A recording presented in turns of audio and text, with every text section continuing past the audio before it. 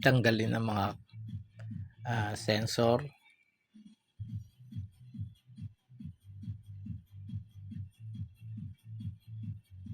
Nakaklip lang yan. Then itong intake na fuel hose, at yun namang output na fuel hose. Ayan. So tatanggalin natin yung pinakang parang lock screw na plastic.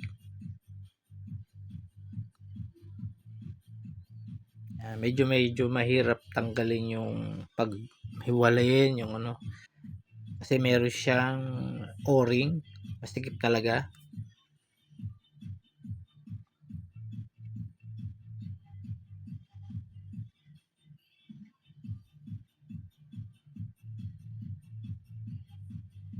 Medyo yan, may kahirapan.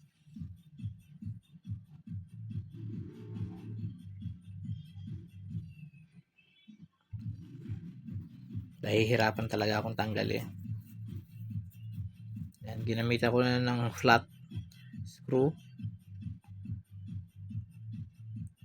para masungkit ko yung parang gitli. Then ayan, natanggal na. Ayan yung filter na luma. Ayan.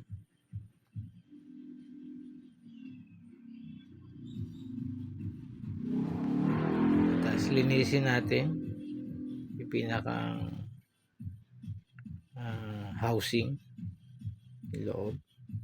Kasi nasa ilalim yung mga dumi-dumi.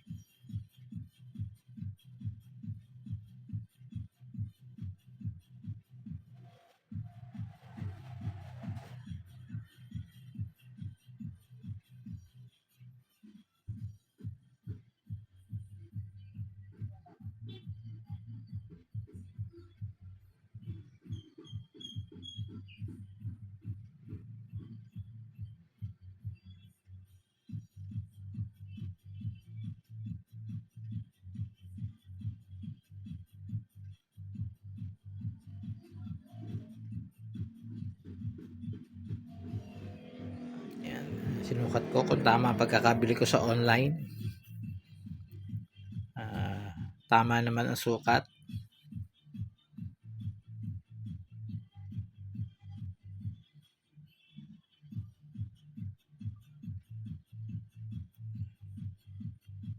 Ayan. Hindi ko masyado na anuhan yung video kasi naka-fix lang yung video, wala akong kasama, kaya yun, sinungkit ko ng flat screw yung o-ring. Tapos syempre nilagay ko yung o-ring, yung bagong o-ring. Then hindi nakikita sa video, pasensya na, pero isusuklot lang yung filter.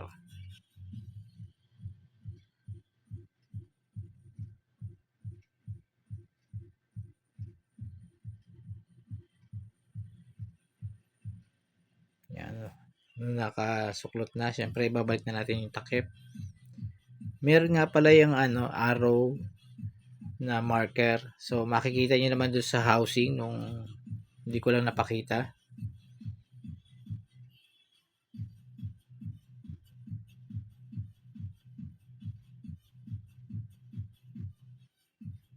And then ibabalik na natin.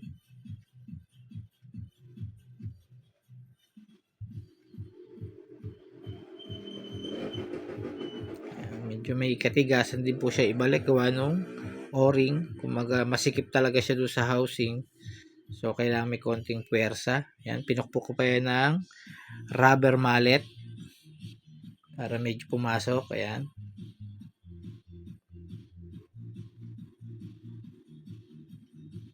Yan, pag ayan, iroroskas na natin pabalik yung pinakang parang lock na yon.